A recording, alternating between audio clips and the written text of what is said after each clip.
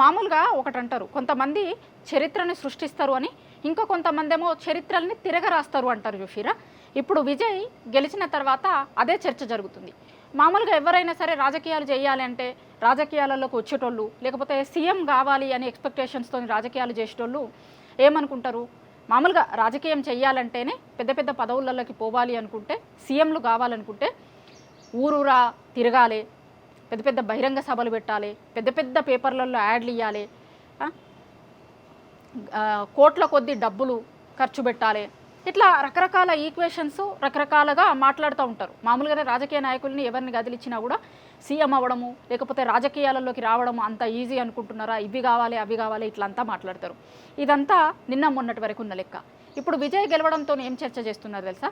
విజయ్ ఎక్కడ భారీ బహిరంగ సభలు పెట్టలేదు, ప్రతి ఊరూరు తిరిగి మా అభ్యర్థుల్ని గెలిపించుర్రి అని ఇంటింటికి వాడవాడకి ఊరూరికి తిరగలేదు. ఇట్లాంటివి ఏవి చేయకపోయినా కూడా చెప్పాలనుకుంటున్న దాన్ని స్పష్టంగా జనాలకి అర్థమయ్యేలాగా ఏం చెప్పదలుచుకున్నాం, ఏం చెప్తున్నాము అని కాదు, చేసేదాన్నే చెప్పడం. అన్నింటికంటే ముఖ్యంగా రాజకీయాలలోకి రావాలంటే, రాజకీయాలు చెయ్యాలి అంటే చాలా ఈక్వేషన్స్ని చూసుకోవడం కాదు, ధైర్యం ఉండాలి అనేది ఇప్పుడు చాలామంది చెప్తున్నమాట.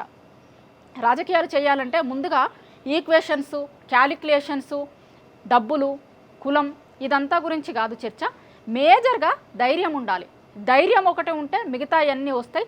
ధైర్యంగా జనాల దగ్గరికి పోతే చెప్పాలనుకుంటున్న దాన్ని సూటిగా స్పష్టంగా చెప్పగలిగితే జనాలు మిమ్మల్ని యాక్సెప్ట్ చేస్తారు అనడానికి విజయ్ని ఎగ్జాంపుల్గా చూపిస్తున్నారు ఇప్పుడు అందరూ.